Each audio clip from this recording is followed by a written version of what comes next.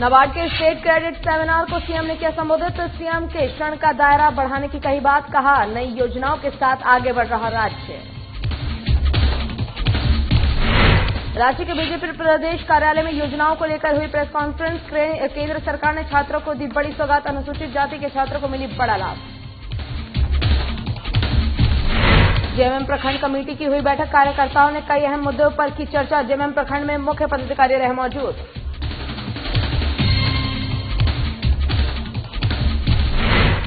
और पलामू पुलिस को मिली बड़ी सफलता, पुलिस ने भारी मात्रा में अवैध शराब किया जब्त। वाहन चालक से पूछताछ करने में जुटी पुलिस।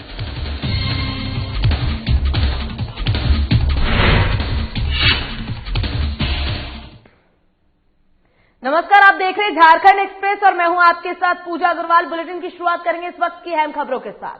रांची में नवाडा के स्टेट क्रेडिट सेमिनार 2021 और 2022 को संबोधित करते हुए सीएम हेमंत सोरेन ने ऋण का दायरा बढ़ाने की बात कही। सीएम हेमंत सोरेन ने कहा कि नाबार्ड का दायरा बहुत बड़ा है। सीएम हेमंत सोरेन ने इस मौके पर कहा कि ऋण क्षमता 28,000 करोड़ आंकी गई है।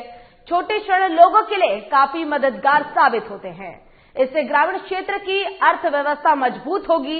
इस साल 2033 करोड़ का ऋण बांटा गया, लेकिन ये कम है। दूसरे राज्यों में ये आंकड़ा 7,000 करोड़ के आसपास रहा। बैंक की आमदनी का अधिक हिस्सा खर्च होना चाहिए। बैंक को राज्य के लोगों के सहयोग में आगे बढ़ने की आवश्यकता है। ग्रामीण क्षेत्र की अर्थव्यवस्था मजबूत होने से जड़ें मजबूत होती हैं। राज्य सरकार कई नई योजनाओं के साथ आगे बढ़ने जा रही है। ये सेमिनार राज्य को आगे बढ़ाने में पहला कदम है। साल भर से सब कुछ ठप पड़ा है। संक्रमण काल में सभी राज्य एक लाइन में खड़े हैं।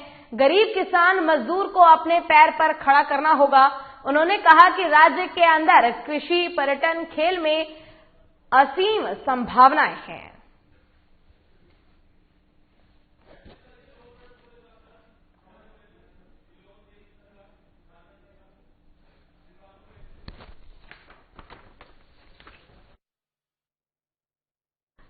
और रांची में नवाडा के स्टेट क्रेडिट सेमिनार 2021 और 22 को संबोधित करते हुए सीएम हेमंत सोरेन ने लोन का दायरा बढ़ाने की बात कही है और किसानों के पहल के लिए उन्होंने कहा है कि किसानों को अच्छी सुविधाएं उपलब्ध कराई जाएगी और साथ ही लोन भी दिया जाएगा।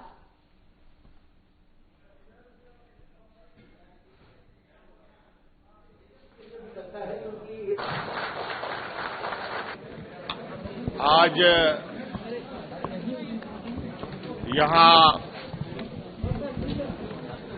नाबार्ड की तरफ से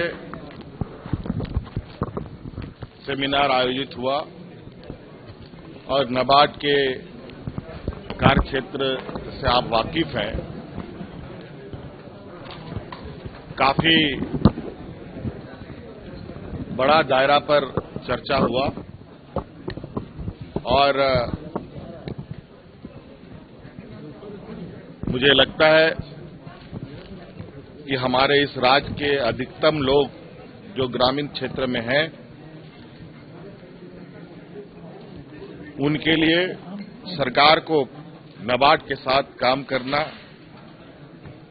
और उसके सहयोग लेकर अधिक से अधिक लोगों तक पहुंचने का एक लक्ष्य हम तय कर रहे हैं। हमें बहुत हर्ष है कि हमें नाबार्ड के द्वारा सम्मानित किया गया है। साल 2015 से seed agrotech producer company limited इस क्षेत्र में सीड प्रोडक्शन के क्षेत्र में कार्यरत है और किसानों को जोड़ना, उनके साथ इफेक्टिव बिजनेस प्लानिंग के साथ, मैनेजमेंट के साथ कैसे किसानों को बिजनेस कराना है, चाहे जो भी क्षेत्र हो, चाहे वो धान उत्पादन हो, बीज उत्पादन हो या और उनको जो ट्रेनिंग देना, उनको एक्सपोजर्स देना, ये हमारा मुख्य काम है कि उनको एक प्लेटफॉर्म देना। और झारखंड सरकार ने किसानों की ऋण माफी के लिए 2,000 करोड़ के आवंटन को स्वीकृति दी है। इस राशि से राज्य के सभी रैयत और गैर रैयत के 50,000 रुपए तक के कृषि ऋण माफ होंगे। 31 मार्च 2020 तक ऋण लेने वाले किसान ही इसके दायरे में आएंगे। एक तरफ सरकार इसे अपनी सबसे बड़ी उपलब्धि मानने में लगी हुई है, तो वहीं विपक्ष इस पर सियासत करने में जुट गई है। बता दें कि इस मुद्दे पर बीजेपी के पूर्व मंत्री अमर बावरी ने राज्य सरकार पर निशाना साधते हुए कहा है कि इस सरकार को अब कुछ सूझ नहीं रहा है। इनके पास कोई उपलब्धि नहीं है। इस सरकार ने 2 लाख तक का कर्ज माफ करने का वादा किया था, पर अब 50,000 तक ही कर्ज माफ करेगा। वो भी कई नियमों के तहत, जिससे आम किसानों को इसका लाभ मिलना मुश्किल मालूम पड़ता है। उन्होंने अपनी पूर्व की सरकार की तारीफ करते हुए कहा कि जब हमारी सरकार थी तो उसने किसानों को अनुदान देने का काम किया था। हम किसानों को ऋण जैसी व्यवस्था में नहीं धकेलना चाहते हैं, पर यह सरकार एक बार फिर किसानों को इसी दिशा में धकेलने का काम कर रही है।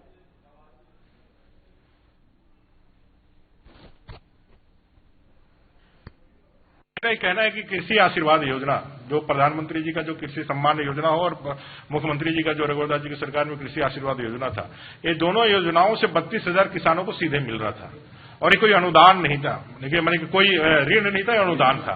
आप समझ सकते हैं कि भाई अनुदान सीधे मिलकर के वो अपने को खड़ा करने के लिए वो आगे बढ़ सकता था।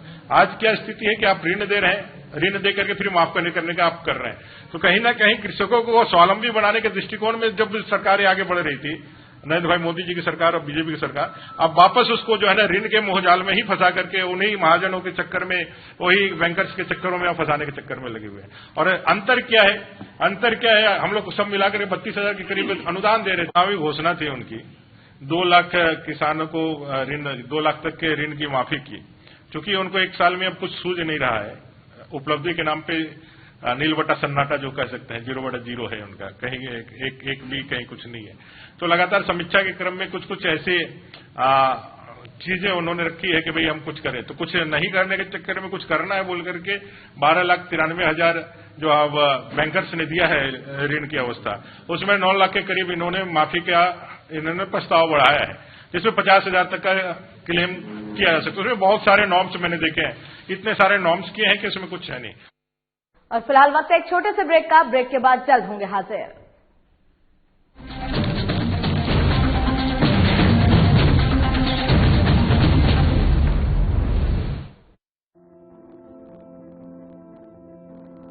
कोरोना का संकट अभी टला नहीं है, इसलिए लापरवाही बिल्कुल नहीं। जब भी घर से बाहर निकलें, मास्क जरूर लगाएं। दूसरी बात, एक दूसरे से कम 2 गज की दूरी बनाएं। और तीसरा, अपने हाथों को साबुन से अच्छी तरह बार बार धोएं। यदि हम इन सभी मुख्य बातों पर अमल कर लें तो कोरोना वायरस के संक्रमण से बच सकते हैं और हमारा राज्य कोरोना मुक्त हो सकता है। मेरे प्यारे झारखंड वासियों, कोरोना का जंग अभी जारी है। हम और आप मिलकर ही इस जंग को जीत सकते हैं। इसलिए सरकार द्वारा दिए जा रहे निर्देशों का पालन करें और विश्वास रखें, हम और आप मिलकर जरूर इस जंग को जीतेंगे। सूचना एवं जनसंपर्क विभाग, झारखंड सरकार द्वारा जनहित में प्रसारित।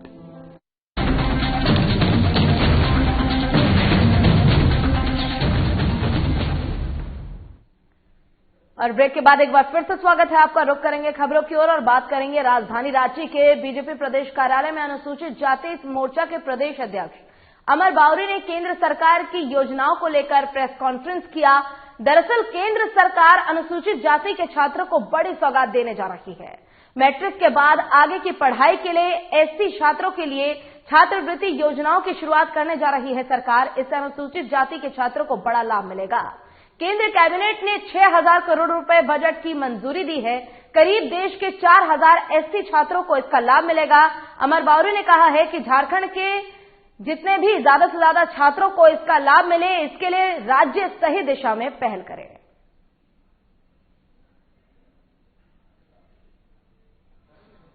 ऐसे परिवार जिसमें दोनों ही माता या पिता दोनों ही अशिक्षित हो, ऐसे परिवार जो अभावग्रस्त हो, ऐसे परिवारों के बच्चों को इसमें जोड़ने का विशेष रूप से उसके आगे की पढ़ाई, क्योंकि मैट्रिक तक की पढ़ाई स्कूलों में हो जाती है, लेकिन मैट्रिक के बाद की जो पढ़ाई है उसमें असमर्थ लोग रहते हैं, तो ये सारी चीजों को करने के लिए उनको मौका दिया जाए। मैं राज्य की सरकार से अनुरोध करता हूं कि इस योजना को झारखंड के एससी संवर्ग के रहने वाले छात्र छात्राओं के जीवन को उज्जवल बनाने के लिए, उनके भविष्य को उज्जवल बनाने के लिए आप इसे एक पायलट प्रोफिलैक्सिस योजना के रूप में इसको लें और इस योजना का लाभ ज्यादा से ज्यादा लोगों को मिले। देश के अंदर केंद्रीय कैबिनेट ने लगभग 6,000 करोड़ रुपए की घोषणा, छात्रवृत्ति की घोषणा आदरणीय नरेंद्र भाई मोदी जी की सरकार ने एससी छात्रों के लिए किया है, पोस्ट मैट्रिक एससी छात्रों के लिए किया है। अब कोई भी छात्र है अनुसूचित जाति वर्ग का जो मैट्रिक के बाद किसी भी कोर्स को करना चाहता है या करता है, उसके पढ़ने के लिए, उसके रहने के लिए, उसके खाने के लिए जो भी उसके खर्च होते हैं, इस छात्रवृत्ति योजना का लाभ ले सकता है। 1944 से ये छात्रवृत्ति योजना प्रारंभ है। अभी तक 60 लाख छात्रों को सालाना छात्रवृत्ति मिलता है। इस योजना के दायरे में आने के बाद लगभग 1,36,00,000 जो अनुसूचित जाति वर्ग के छात्र हैं सालाना इससे लाभान्वित होंगे। और जमशेदपुर में करंडी आदिवासी भवन परिसर में जेएमएम प्रखंड कमेटी की बैठक की गई। वहीं जेएमएम प्रखंड कमेटी की इस बैठक में कार्यकर्ताओं ने कई अहम बातों को पार्टी के पदाधिकारियों के सामने रखा। वहीं इस मौके पर जेएमएम प्रखंड के तमाम मुख्य पदाधिकारी मौजूद रहे। वहीं बैठक में हेमंत सरकार में चल रही जन कल्याणकारी योजनाओं को जन जन तक कैसे पहुंचाना है, इस पर विचार विमर्श किया गया। इसके अलावा 25 दिसंबर को शहीद निर्मल महतो की जयंती भी मनाने का फैसला लिया गया है। वहीं जेएमएम प्रखंड अध्यक्ष बहादुर किस्कू ने जानकारी देते हुए पत्रकारों को बताया कि जिला अध्यक्ष रामदास सोरेन के निर्देश पर यह बैठक की गई है और कार्यकर्ताओं को कई दिशा निर्देश भी दिए गए हैं। 25 दिसंबर को शहीद निर्मल महतो के जन्म जयंती मनाने और 29 दिसंबर को झारखंड सरकार, जो हेमंत सरकार का सरकार, एक साल कार्य पूर्ण होने की खुशी में, इसके साथ साथ 30 दिसंबर को रक्तदान शिविर और 2020-21 नया साल में जमशेदपुर प्रखंड कमेटी पूरे 55 कमेटी का प्रत्येक पंचायत से 10-10 पदाधिकारी प्रशिक्षण शिविर था। पंचायत क्षेत्रों में विकास को तेजी रफ्तार से करने को लेकर कार्यशाला होगी। और देवघर एसपी अश्विनी कुमार सिन्हा ने सूचना भवन के सभागार में एक दिन की वर्कशॉप का आयोजन किया। वहीं इस वर्कशॉप में तमाम पुलिस पदाधिकारी मौजूद रहे। इस दौरान वर्कशॉप में एसडीपीओ विकास चंद्र श्रीवास्तव सहित जिला के कई पुलिस अधिकारी भी शामिल हुए।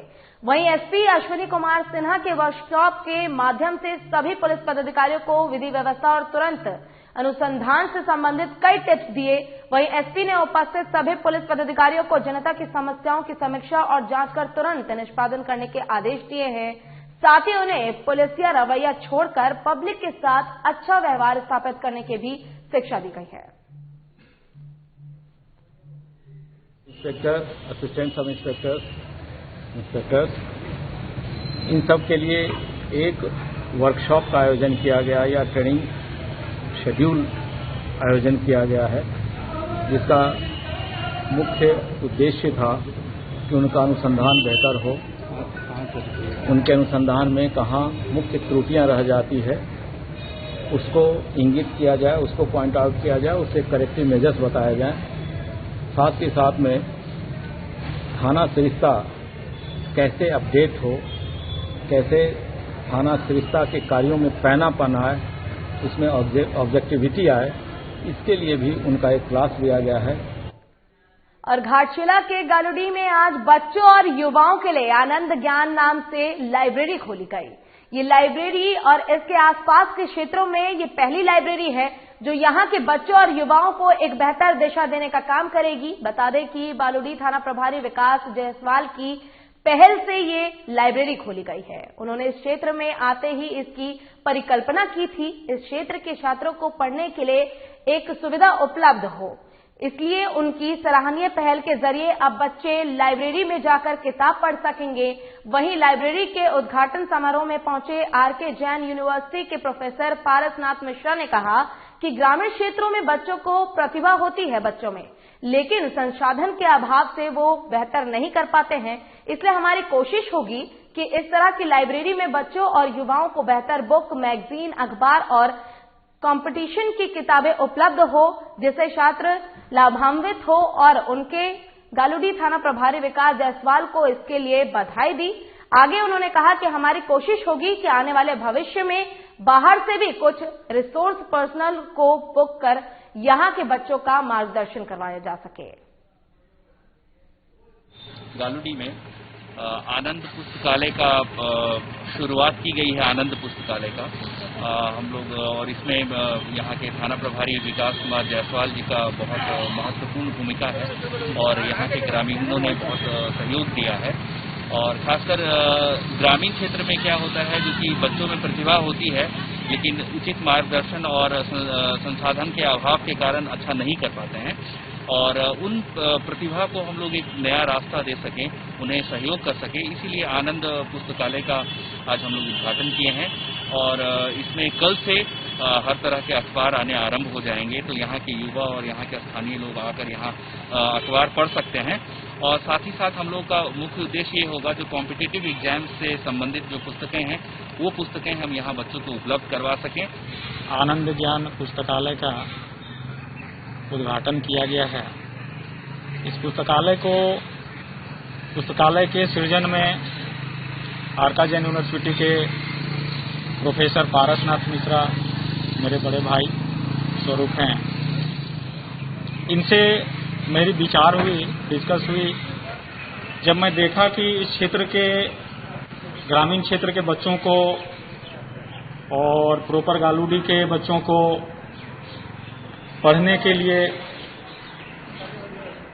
कुछ न कुछ असुविधाएं जो है आ रही हैं, जिसके कारण बच्चे पढ़ाई लिखाई में जो है पिछड़ जा रहे हैं। और यहाँ रुकेंगे एक छोटे से ब्रेक के लिए। ब्रेक के बाद जल्द होंगे हाजिर।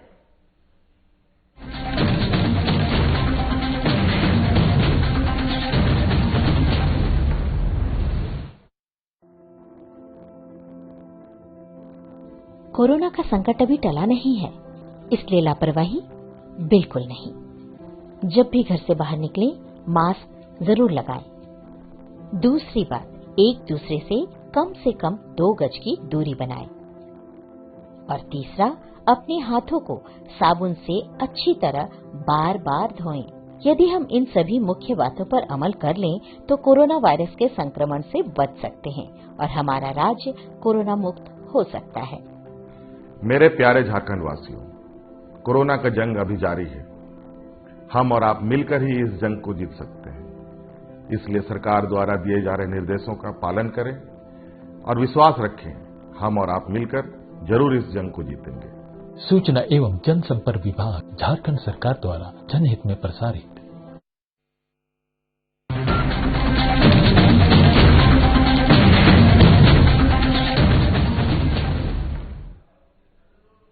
और ब्रेक के बाद एक बार फिर से स्वागत है। रुक करेंगे खबरों की ओर। बता दें कि जल ही जीवन है। जी हां, जरा सोचिए, यदि आपको पीने के लिए स्वच्छ पानी ना मिले तो क्या होगा। यदि मिले तो वो भी नदी का गंदा पानी। जलडेगा प्रखंड के ओड़गा पंचायत के लोगों की बेबसी पर देखिए हमारी एक खास रिपोर्ट। पानी तेरा रंग कैसा, पानी रे पानी तेरा रंग कैसा, जिसमें मिला दो लगे उससे।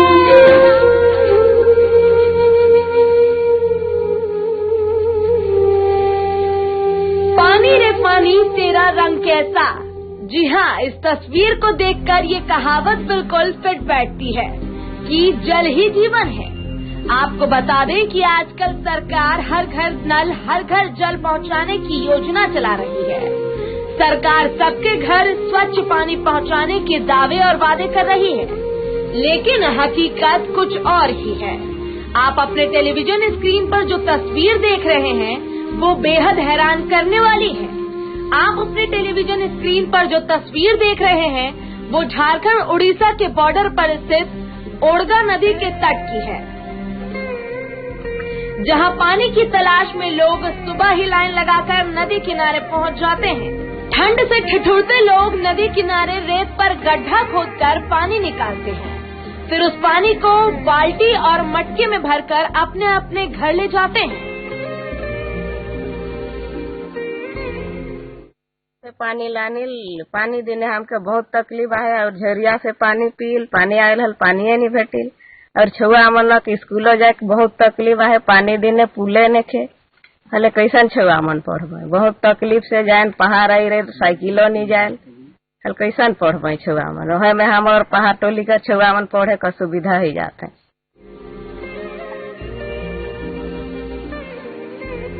ये सिलसिला सुबह से शाम तक चलता रहता है। ये बेबसी है सिमडेगा जिले के जलडेगा प्रखंड के ओड़गा पंचायत के सारू बहार पहाड़ टोली गांव के ग्रामीणों की। यदि आप इस गांव से गुजरेंगे तो रास्ते में नदी किनारे आपको बेवड़ियां खोदकर पानी भरती महिलाएं, छोटे छोटे बच्चे नजर आ जाएंगे। इन लोगों के लिए प्यास बुझाना किसी पहाड़ को काटकर रास्ते बनाने से कम नहीं है। बरसात के दिनों में नदी किनारे बेवड़ियां पानी में डूब जाने की स्थिति में रहती हैं और ये लोग गंदे पानी को छानकर पीने पर मजबूर रहते हैं। शासन प्रशासन के उदासीन रवैये से परेशान लोग प्यासे तड़पने से अच्छा नदी का पानी छानकर पीना ही उचित समझते हैं। शायद अगर मैं भी और आप भी इस जगह पर होते तो हमारे सामने भी यही विकल्प होता। थी पानी इतने से आप उतरते से झरिया से हमें पानी खाती। उसके बाद में हमके इन ब्लॉक थ्रू से भी ना आए थी, पंचायत थ्रू से भी भेटाते चापाकल। अगर वो कोई वायरिंग अगर मिल जाता कल तो बहुत अच्छा होता। ऊपर से हमें बहुत परेशान आए। कुछ गाढ़ा में पानी इतना वर्षा आवेल फिर भी पानी के खोज के हमें मन पीला। और स्कूल जाग में भी बहुत तकलीफ है, ताकि मतलब नदी है और इतनी वर्षा हुई जाल छुआ मन स्कूल जाके भी नहीं पा रहे ना। घूम के बहुत इतनी मुश्किल से आधा छुआ मन पार है ना और आवे ना स्कूल जाए। चुनाव नजदीक आते ही नेता ग्रामीणों का वोट लेने के लिए तमाम दावे और वादे करते हैं, लेकिन चुनाव बीत जाने के बाद नेताओं को इन ग्रामीणों की याद तक नहीं आती। शायद यही वजह है कि आज भी यहाँ के लोग नदी का पानी छानकर पीने पर मजबूर हैं। ग्रामीणों ने बताया कि पेयजल के लिए उन्होंने कई स्थानीय मुखिया सहित प्रखंड कार्यालय में अधिकारियों को शिकायत पत्र भी दिए हैं, लेकिन अब तक कोई सुनवाई नहीं हुई है।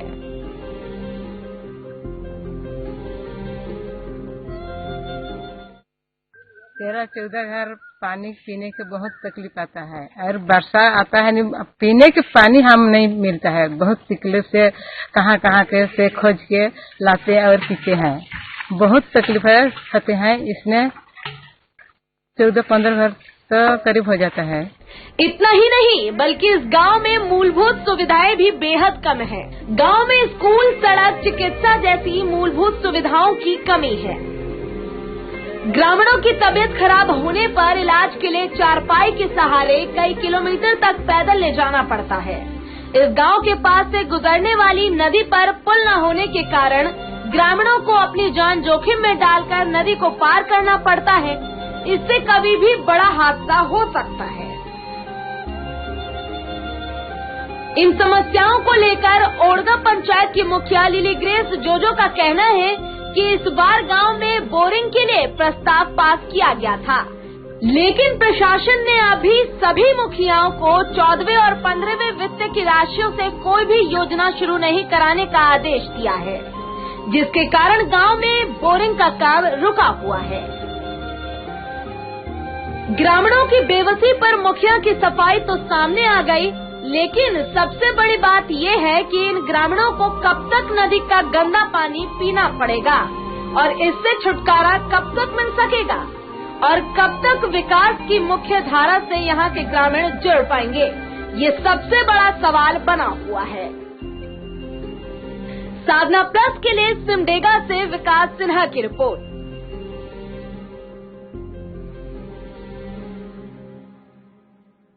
पानी रे पानी तेरा रंग कैसा, पानी रे पानी तेरा रंग कैसा।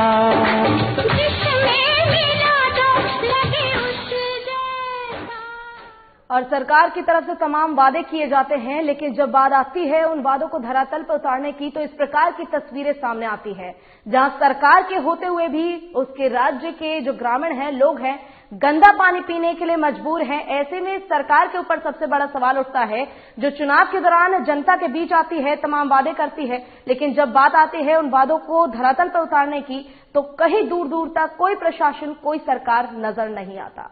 चलिए इसी के साथ खबरों में बढ़ेंगे आगे। वरीय पुलिस पदाधिकारी को मिली गुप्त सूचना के आधार पर छतरपुर पुलिस ने छापेमारी कर 5150 बोतल देशी शराब जब्त करने में सफलता पाई है।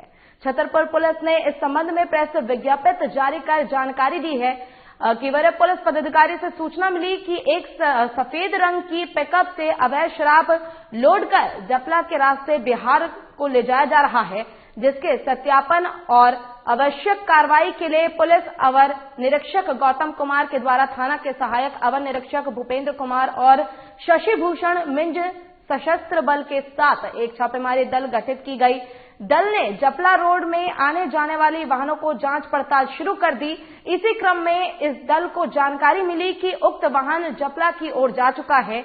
तब पुलिस अवर निरीक्षक गौतम कुमार ने गाड़ी का पीछा किया और मदनपुर के आगे गोपालपुर में उक्त अवैध शराब लदे वाहन को पकड़ा गया और पूछताछ में चालक और गाड़ी मालिक ने अपना नाम राहुल कुमार उम्र 25 वर्ष थाना मलिका जिला लातेहार के रूप में पहचान करवाई है।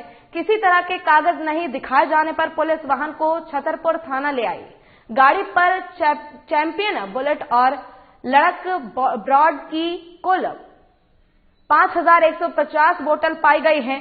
सभी शराब की बोतलें बहुत ही चालाकी से पानी के बोतल में छिपा कर रखी हुई थीं। इस संबंध में छतरपुर थाना के कांड दर्ज कर पुलिस अनुसंधान कर रही है। के निर्देश के आलोक में ये एक छापेमारी दल का गठन किया गया, जो कि सूचना वरीय पदाधिकारियों को थी।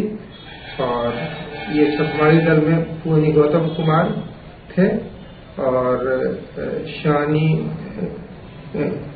भूपेंद्र कुमार सिंह थे और शानी शशि जोड़मी सशस्त्र बल के ग्राम थे। ये लोग मैंने ये जो शराब ढोने वाले काफी पेशावर लगते हैं, क्योंकि शराब के पीछे ये लोग पानी का बोतल रखे हुए थे। इसमें ये लोग चकमा भी खा गए, लेकिन काफी मशक्कत। और इसी के साथ झारखंड की खबरों में फिलहाल के लिए बस इतना ही। खबरों का सिलसिला लगातार आगे भी जारी है। आप देखते रहिए साधना प्लस। नमस्कार।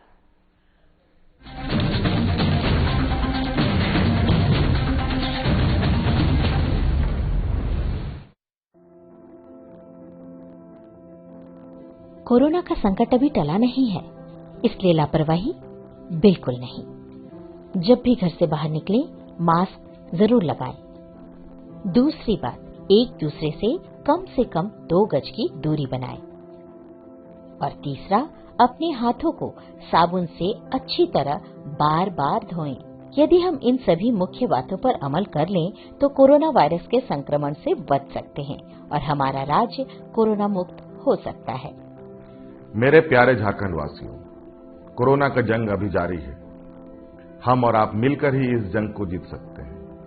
इसलिए सरकार द्वारा दिए जा रहे निर्देशों का पालन करें और विश्वास रखें, हम और आप मिलकर जरूर इस जंग को जीतेंगे। सूचना एवं जनसंपर्क विभाग, झारखंड सरकार द्वारा जनहित में प्रसारित।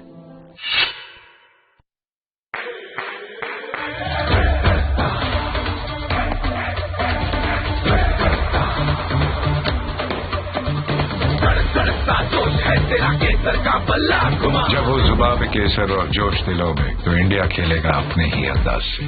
बिमल, बोलो जुबान केसरी। ये है एक्शन टेसा का HDHMR बोर्ड, जो है साधारण प्लाई बोर्ड से ज्यादा मजबूत और मॉइस्चर रेजिस्टेंट।